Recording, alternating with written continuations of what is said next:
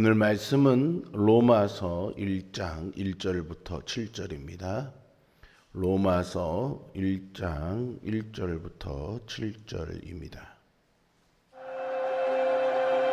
예수 그리스도의 종 바울은 사도로 부르심을 받아 하나님의 복음을 위하여 택정함을 입었으니 이 복음은 하나님이 선지자들을 통하여 그의 아들에 관하여 성경에 미리 약속하신 것이라.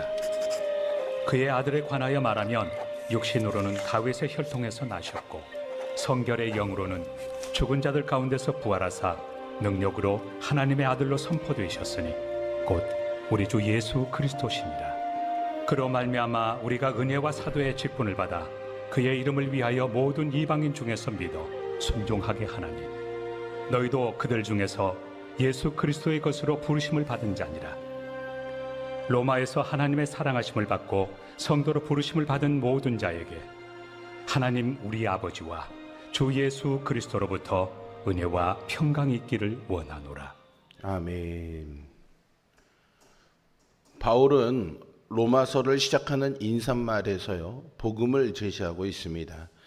그에게 그리스도 예수의 복음은 어느 날 갑자기 역사 속에서 뿅 하고 나타난 것이 아니라 구약 선지자들을 통해서 예언되었던 것이죠. 중요한 점은 복음이 이스라엘에게만 국한된 것이 아니라는 사실입니다.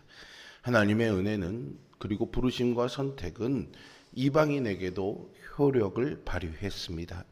바울은 하나님의 언약이 미치는 효력의 범주가 이스라엘이라는 민족적인 범주를 벗어나서 이방인에게까지 확장되었음을 복음으로 설명하죠. 우리는 누구의 뜻을 따라 살아가고 있을까요? 나의 뜻과 계획을 따라가고 있습니까? 아니면 하나님의 부르심을 따라가고 있습니까? 로마서의 머릿말이자 인사말에 해당하는 1절에서 사도 바울은 자신을 종이자 사도라고 소개하고 있습니다. 종은 주인에게 온전히 속한 사람을 뜻하지요. 종은 헬라인들에게는 비하의 의미를 내포하지만요, 히브리인들에게는 되려 명예로운 칭호였습니다. 구약의 이스라엘 역사에서 선지자와 영예로운 인물들은 모두 하나님의 종이었기 때문이죠. 그런데 바울은 자신을 하나님의 종이 아니라 예수 그리스도의 종이라고 소개합니다. 유대교 배경을 가지고 있던 바울에게 이런 소개는요, 파격적입니다. 아니, 바울이 어떻게 저렇게 자기를 소개하지라는 반응을 불러오는 거죠. 유일신을 따르는 유대인들에게는 여호와 외에는 다른 일을 섬기지 않기 때문입니다. 그래서 여호와의 종이라고 표현할 수는 있지만 예수 그리스도의 종이라고 표현하는 것은 유대인들에게는 납득되지 않는 표현이었습니다. 그런데 바울은 자신이 유대인들에게는 저주받은 자이자 로마인들에게는 반란자인 예수의 종이다라고 고백하고 있는 겁니다. 바울은 그리스도를 만나기 전에는 반대편에 있었던 사람이죠. 율법 아래에서 자신이 옳다고 여기면서 그리스도인들을 핍박했던 사람들입니다. 자기를 예수의 종이라고 말할 거라고는 상상조차 할 수 없었던 거죠. 그런데 다메섹 도상에서 부활하신 예수님을 만나고 자신의 삶을 그분께 드립니다. 그는 더 이상 자기의 길을 따르지 않고 예수 그리스도의 종으로 살게 된 것이죠. 또한 바울은 자신을 사도로 부름받은 자라고 말합니다. 사도는 보냄받은 사람이라는 뜻입니다. 하나님이 바울을 특별히 부르셔서 복음을 전하는 자로 세우신 것이죠. 다른 편지들에서 바울은 자신을 그리스도의 사도라고 소개한 반면에 로마서에서는 하나님의 복음을 위해서 구별된 사도라고 소개합니다. 이것은 예레미야 1장 5절의 말씀인 내가 너를 모태에 짓기 전에 너를 알았고 내가 배에서 나오기 전에 너를 성별하였고 너를 여러 나라의 선지자로 세웠노라 라는 말씀과 연결된 선지자적인 전통을 연상시킵니다. 즉 태어나기 전부터 성별하여 선지자로 세웠다라는 거죠. 바울의 사도권은요, 이런 면에서 항상 도전받았습니다. 왜냐하면 그는 이전에는 그리스도의 복음을 반대하는 편에 서 있었기 때문이죠. 그렇지만 그는 자신의 사도권에 대한 확신을 가지고 복음을 전했습니다. 그 사도권이 사람의 인정으로부터 나온 것이 아니라 어떤 학력으로 인정받는 것이 아니라 하나님으로부터 온 것이라는 것을 확신했기 때문입니다. 로마서의 서론은 인사말과 더불어 다른 서신에 비해서 아주 독특한 특징을 보여줍니다. 일반적으로 편지의 형식상 인사말 후에는 편지를 받는 대상들을 위한 기도 또는 감사의 내용이 등장하는데, 로마서는요, 이 감사의 인사를 8절 이후로 미루어 놓고 그 전에 복음을 먼저 소개합니다. 이것은 자신이 개척하지도 않았고 방문한 적도 없는 로마 교회에 자기가 전하는 복음에 대해서 설명할 필요가 있었기 때문이죠. 바울에 따르면 복음은 하나님이 그의 선지자들을 통해서 거룩한 책에서 미리 약속하신 바임을 2절에서 밝힙니다. 하나님은 오래전부터 당신의 아들 예수 그리스도를 통해 인류를 구원하겠다고 약속하셨습니다. 바울은 이 복음을 두 가지 측면에서 설명하는데요. 먼저는 3절에서 보듯이 예수님이 다윗의 혈통에서 나왔다는 점입니다.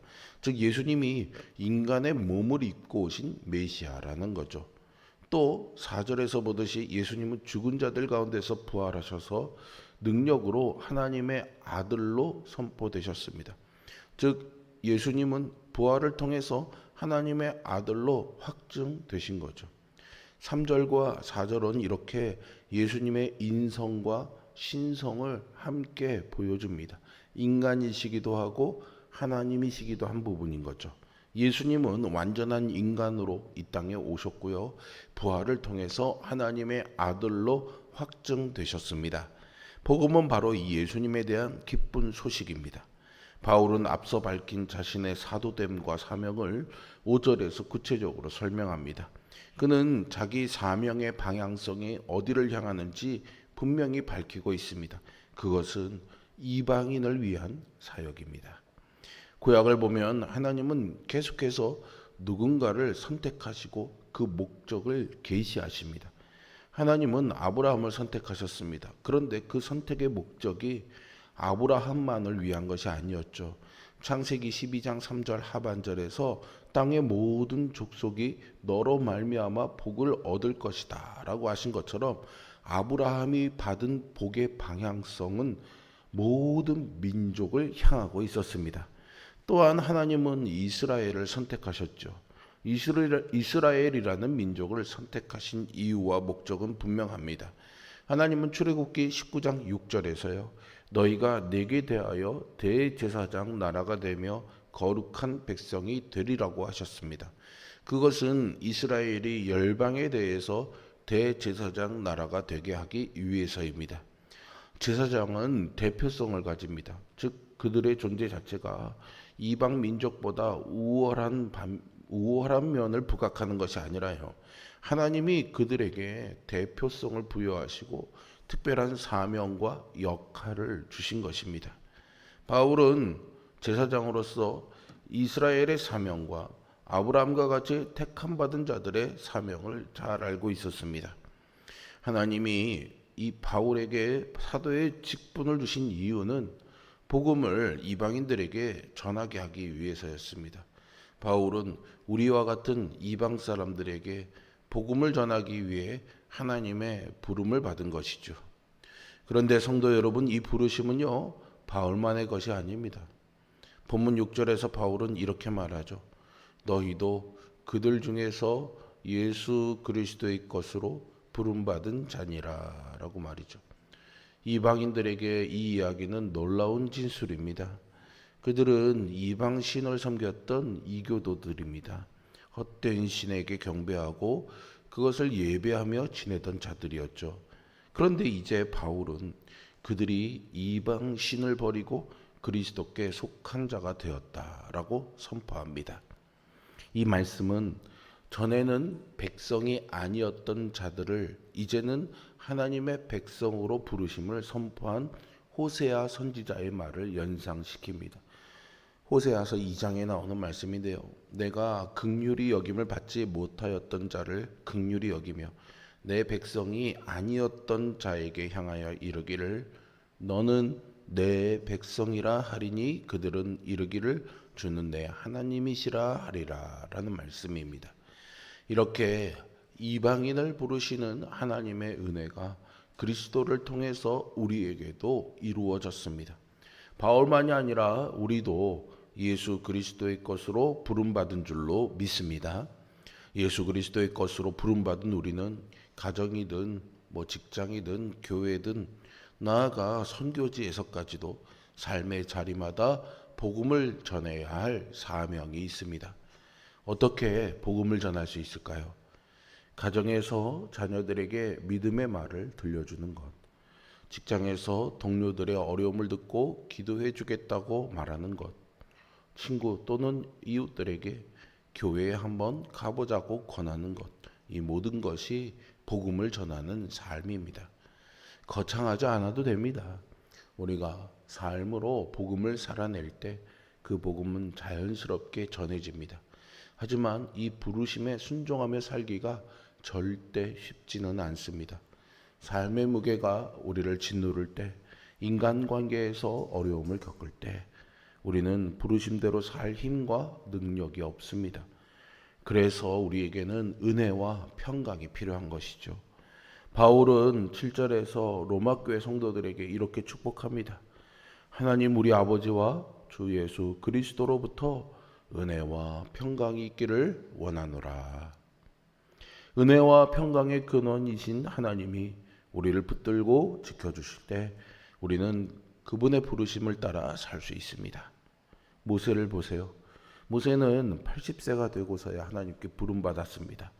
그는 자기가 부족하고 또 말도 어눌하다고 여러 번 고사했지만 하나님이 은혜를 부어주시고 그의 길을 평강으로 인도하셨습니다. 바로 은혜와 평강이 있었기에 모세는 출애굽이라는 위대한 사명을 끝까지 감당할 수 있었던 것이죠. 여러분, 오늘 이 말씀 앞에서 다시금 우리의 부르심에 대해서 생각해 봤으면 좋겠습니다. 우리는 예수 그리스도의 것입니다. 우리는 복음을 위해 부르심을 받은 하나님의 사람입니다. 삶의 모든 자리에서 복음을 전하는 자로 살 때 하나님의 폭포수 같은 은혜와 평강이 여러분들의 삶을 붙들어 주실 것을 믿습니다. 그 은혜와 평강 안에서 여러분들의 하루하루가 복음의 증거가 되기를 주님의 이름으로 축복합니다. 기도하겠습니다. 선하시고 자비로우신 아버지 하나님, 하나님의 것으로 주님의 것으로 우리를 불러주시니 감사와 찬양을 드립니다. 자격 없는 우리들, 여전히 연약하고 나약해서 죄에 무너지며 하나님의 마음에 합하여 살기보다는 나 좋은 대로 살기를 선택하는 우리들인데, 그런 우리들을 향해서 끊임없이 복음의 말씀을 전하여 주시고 돌아오라 부르셔서 기회를 주셔서 그 기회를 붙잡고 돌아선 우리들을 나무라지 않으시고 죄가를 드러내지 않으시고 모든 허물을 덮어주시며 이제 너는 내 것이다, 나의 백성 삼아 주겠다라고 알면서 더 많은 하나님의 백성들을 불러 모으기 위한 복음의 사명자로 우리를 세상에 보내셨음을 믿습니다. 오늘 하루 우리가 살아가는 삶의 자리에서 은혜와 평강으로 이끄시는 하나님의 은총 안에서 이 복음을 전하는 사명자로 사는 우리 모두가 되도록 인도하여 주옵소서. 예수 그리스도의 이름으로 기도합니다. 아멘.